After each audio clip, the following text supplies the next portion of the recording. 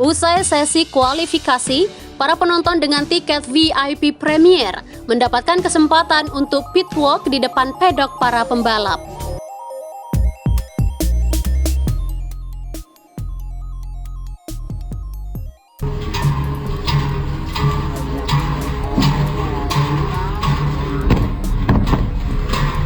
Ajang balap WSBK yang berlangsung di sirkuit Mandalika diramaikan dengan para perempuan yang mengenakan pakaian adat lokal. Jadwal WSBK Mandalika 2022 berlangsung di Pertamina Mandalika International Street Circuit sejak Jumat 11 November 2022 hingga hari ini Minggu 13 November 2022.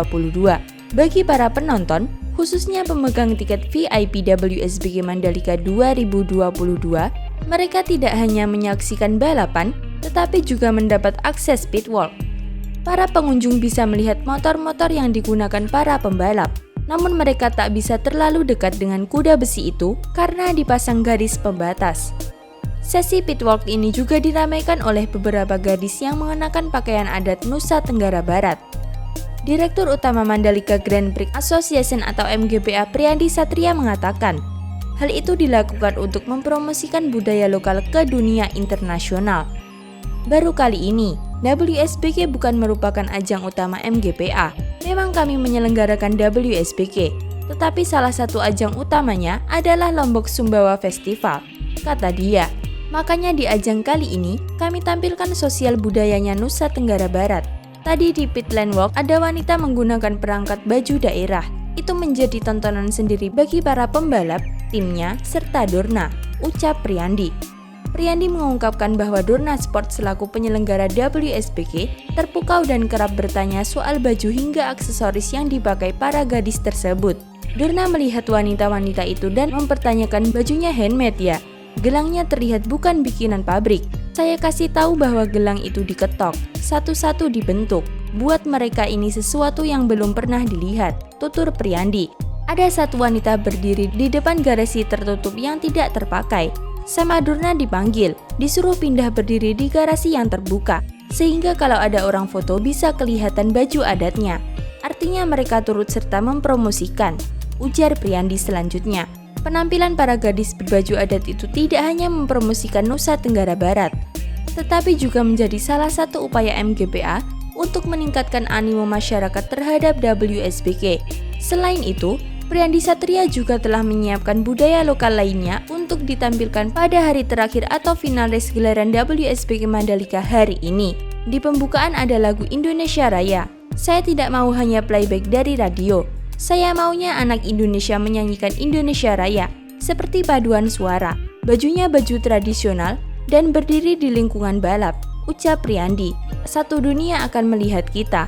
Kalau dulu habis nasional anthem terus balapan, saya bilang tidak mau. Kalau kalian mau balapan di sini, saksikan gendang belek saya. Memang mempromosikan kebudayaan ada aturan tak boleh di motorsport. Kenapa enggak? Kata dia. Sangat menarik sekali ya gelaran WSBK Mandalika 2022 kali ini. Lantas bagaimana menurut kalian? Komen di bawah ya.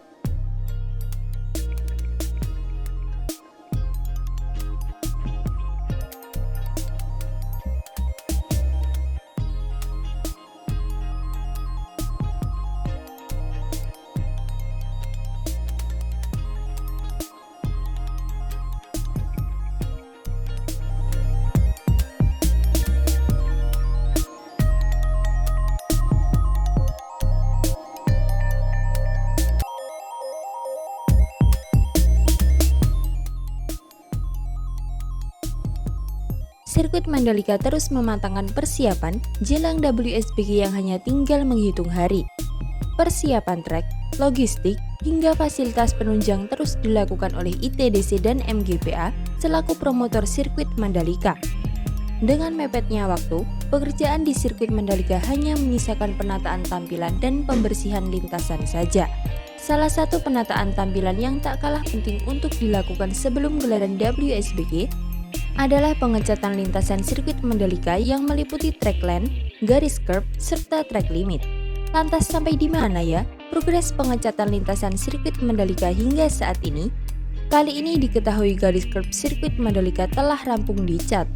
Sebagai informasi, pengecatan ini merupakan bagian dari track improvement.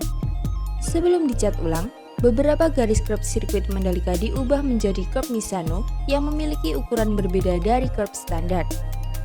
Salah satu garis curb yang diubah ke model Misano adalah curb yang berada di tikungan 5 menuju tikungan ke-6. Usai dirubah ke model Misano dan dibersihkan, garis curb dicat oleh ahli road grip asal Inggris. Pengecatan ini pun diketahui gercep dilakukan, sehingga tidak memakan waktu yang lama. Selain garis curb, track limit juga diketahui akan segera dicat. Pengecatan track limit ini perlu dilakukan karena terdapat bekas ban para pembalap yang terlihat sangat mengganggu. Selain itu, pekerjaan di sirkuit Mandalika meliputi pemangkasan rumput hingga pembersihan trek area. Perlu diketahui, pembersihan trek diketahui menggunakan cairan khusus atau deterjen untuk mengepel aspal lapisan terakhir sirkuit Mandalika dan juga dengan teknik khusus sesuai standar internasional. Pembersihan dengan teknik ini terbukti sangat cepat. Dalam waktu yang singkat, permukaan aspal yang sebelumnya berwarna coklat langsung berubah warna menjadi hitam pekat dan nampak mewah. Selain persiapan di area lintasan sirkuit, ITDC diketahui juga terus melengkapi fasilitas di sirkuit Mandalika. Salah satu fasilitas yang sangat penting adalah area parkir. Saat ini kami tengah merampungkan penyediaan fasilitas parkir kawasan berikut jalan penghubung dari Roundabout Sunggung menuju area parkir selatan di kawasan The Mandalika, ujar General Manager The Mandalika Bram Subiandoro. Penataan fasilitas parkir di area sirkuit dan kawasan The Mandalika yang dilakukan meliputi pekerjaan pengerasan area kantong parkir, pemasangan penerangan jalan atau PJU dengan solar cell dan sinage penunjuk arah lot parkir. Tidak hanya itu, guna memastikan penyelenggaraan event berjalan lancar, baik di sisi crowd control dan manajemen lalu lintas, ITDC dan MGPA telah melakukan koordinasi dan kerjasama dengan Polda NTB serta Dinas Perhubungan Provinsi NTB.